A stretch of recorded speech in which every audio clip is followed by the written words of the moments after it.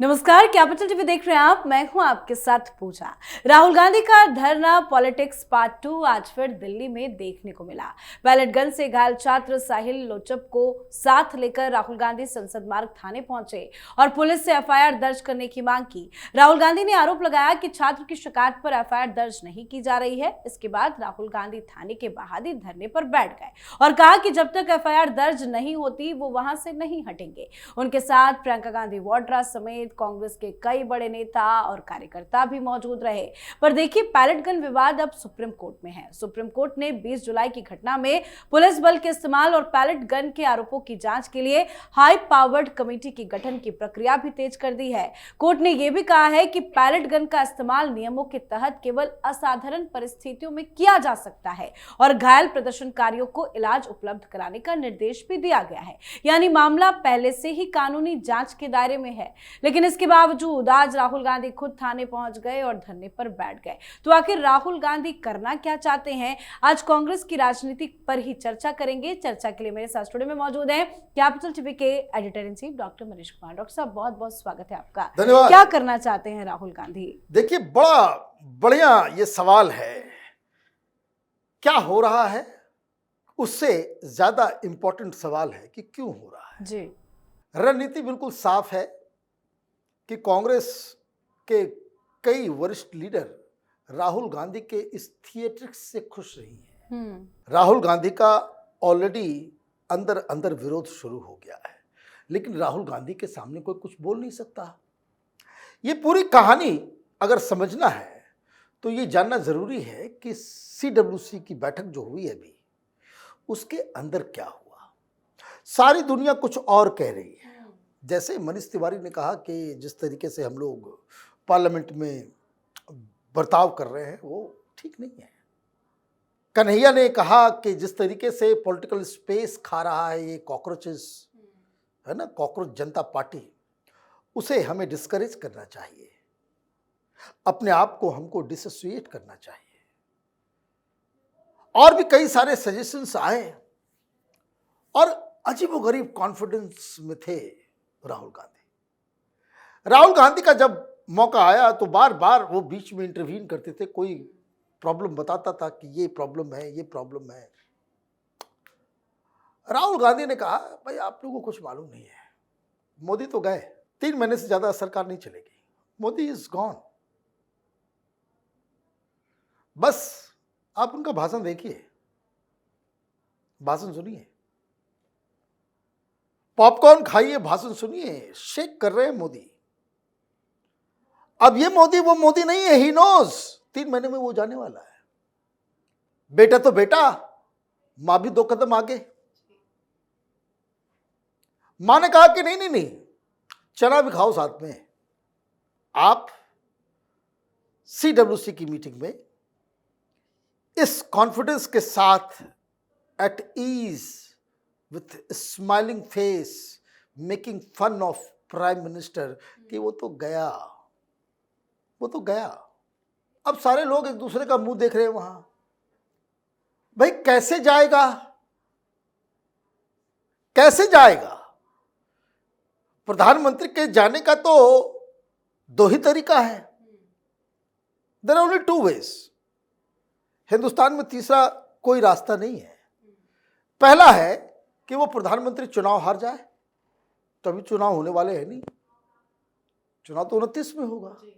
या फिर सरकार को आप माइनॉरिटी में लेकर के आ जाओ कि 272 सीटों का जो आंकड़ा है वो आप पूरा नहीं कर सको। अब जो लोग पॉलिटिशियन हैं, जो सारी चीजों को जान रहे हैं, समझ रहे हैं, वो ऑलरेडी अभी 300 के पार चला गया है। एनडीए का स्ट्रेंथ 300 के पार चला गया है। खबर ये आ रही है कि अगले 1 सप्ताह 1.5 सप्ताह के अंदर डीएमके भी एनडीए में शामिल हो जाएगा, शरद पवार भी शामिल हो जाएंगे। फिर राहुल गांधी ये किस कॉन्फिडेंस से कह रहे हैं? 2 ही चीज फिर होगी। आदर बुद्धि भ्रष्ट हो चुकी है, या फिर he has been assured by some power outside India कि हम इसको करेंगे। अब आप इस चीज को समझिए। इसी सारी चीजों में वो कहानी है। ये बार बार राहुल गांधी कि नेपाल बना देंगे, बांग्लादेश बना देंगे, ये सीजेपी और ये और वो, ये सारा एनार्किक कि प्रोटेस्ट करो, प्रोटेस्ट करने के बाद जो है हम वहां प्रोटेस्ट करेंगे, प्रधानमंत्री के घर चले गए, फिर अब पार्लियामेंट में चले गए, उसी संदर्भ में कि युवाओं को गोली लगी है, पैलेट इस्तेमाल किया गया है, वो हम वहां प्रोटेस्ट करेंगे। इनको एक वो वामपंथियों की तरह एक मृग तृष्णा के पीछे भाग रहे हैं। और वो क्या है, वो हेलुसिनेट करते हैं कि हमारे ऊपर कोई कार्रवाई होगी, हमें गिरफ्तार किया जाएगा और जनता जो है लाखों की संख्या में सड़कों पे आ जाएगी। ये बार बार आप देखिए, पिछले 6 महीने में कई बार वो कह चुके हैं बस ज्यादा दिन तक सरकार चलने वाली नहीं है। तीसरा रास्ता जो राहुल गांधी के दिमाग में घुसा हुआ है, वो एक ऐसा हेलुसिनेशन है जो आदमी घटिया नशा करने के बाद लेता है। यहां कोई हिंदुस्तान में आंदोलन, सत्ता परिवर्तन इस तरीके से नहीं हो सकता। जस्ट टू करेक्ट हिम कि आप देखिए आज रंका के साथ क्या हुआ। अब जहां ये कॉकरोचेस नजर आ रहे हैं, ये सत्ता परिवर्तन करने वाले एजेंट्स, दलाल, वो पिटाई खा रहे हैं। घटाल के अंदर पश्चिम बंगाल में 10,000 लोग आज बाहर निकले कि खबरदार, इधर कोई प्रधानमंत्री मोदी को गाली देने की जरूरत की। सोशल मीडिया पे अलग चल रहा है और ये तारीख भी चूज किया गया, और ये अचानक से क्यों किया गया ये भी आप समझ लीजिए। किनको लगा कि वंदे मातरम में हम फंस चुके हैं, चारों तरफ थू थू थू थू थू थू हो रहा है। लेकिन एक खबर जो मीडिया ने नहीं दिखाया, और वो ये कि जिस थाने में ये प्रोटेस्ट कर रहे थे वहां से 200 मीटर की दूरी पे जंतर मंतर है। और जंतर मंतर में आज रिजर्वेशन के खिलाफ, यूजीसी की पॉलिसी के खिलाफ वहां पे एक बड़ा प्रदर्शन हो रहा है।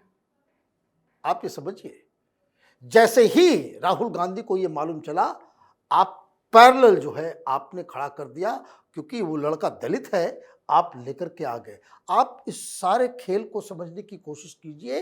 राहुल गांधी इस देश को अराजकता की ओर ले जाना चाहते हैं। क्यों?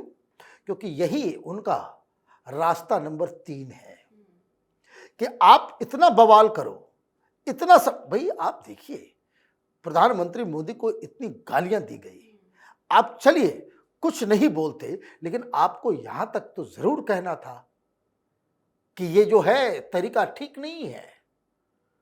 राजनीतिक संवाद में इस तरह की गाली गलौज जो है, आप ये कहते कि बीजेपी वालों ने शुरू किया, लेकिन ये गलत है, नहीं होना चाहिए। लेकिन आपने क्या किया, आप मेलोडी करना चालू कर दिए। आप खुद जो है कि वो तो सोता नहीं है, पता नहीं क्या करता है। तो ये आप समझिए कि वो कॉन्फिडेंस, जो smirk on his face that was there in that रचनात्मक कांग्रेस और प्रोग्राम, वही स्मर्क के साथ जो है वो मुस्कुराते हुए कि तुम लोग सब गधे हो, बेवकूफ हो, सीडब्ल्यूसी में आ गए हो, मुझे सब मालूम है, 3 महीने से ज्यादा ये सरकार नहीं चलने वाली। कैसे नहीं चलने वाली? हम सड़कों पे जो है बवाल काटेंगे। और ये कॉन्फिडेंस तब ये ज्यादा होता है जब ये विदेश की यात्रा से वापस लौटते हैं। अब 21 दिन गायब थे। तो ये समझिए कि आप एक चाल में फंसते हो, इनको कोई फर्क नहीं पड़ता कि आप बंगाल में 0 लेकर के आए, आप बिहार में हार गए, आप तमिलनाडु में जो है आपके साथ गुड़ गोबर हो गया, आपको कोई फर्क नहीं पड़ता है कि अगला गुजरात में क्या होगा, दिल्ली में क्या होगा, पंजाब में, कोई फर्क नहीं पड़ता। His target is Modi.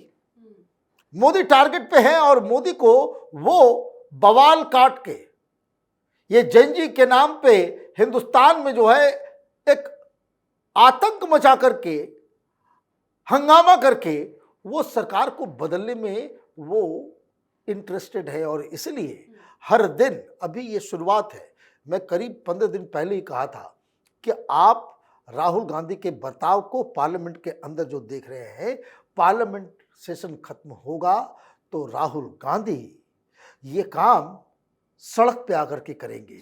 ये जो प्रोटेस्ट और एनार्की का जो एक नया हथियार राहुल गांधी ने इख्तियार किया है, सरकार को इसके ऊपर कुछ ध्यान देना होगा। इनको पॉलिटिकली तो आप हरा सकते हैं, लेकिन उद्दंडता, ये बवाल, भाई पार्लियामेंट चलने नहीं दिया, नहीं चलने दिया, आप नहीं चला सके, ये बात तो मानना पड़ेगा कि भाई इसने तय कर लिया कि नहीं चलने देना, इसने चलने नहीं दिया। अब यह हर जगह इस तरह का उत्पात मचाएंगे। अब जा रहे हैं वो कहाँ, पुणे जा रहे हैं छात्रों की गूंज में, तो ये सब जगह इसी तरीके का काम होगा। सरकार को सचेत होने की आवश्यकता है। बहुत बहुत धन्यवाद सर समझाने के लिए। धन्यवाद। तो आज एक बार फिर से जबरदस्त ड्रामा कांग्रेस ने मचाया है, जब मामला सुप्रीम कोर्ट तक पहुंच चुका है, जांच कमेटी बन रही है, पुलिस की तरफ से भी शिकायत लिए जाने की बात भी सामने आई है, तो राहुल गांधी को थाने के बाहर धरने की जरूरत क्यों पड़ गई है। सवाल ये भी है कि क्या राहुल गांधी को जांच की प्रक्रिया पर भरोसा नहीं है। तो आपको क्या लगता है, अभी अपनी राय कमेंट करके लिखिएगा। देखते रहिए कैपिटल टीवी। नमस्कार।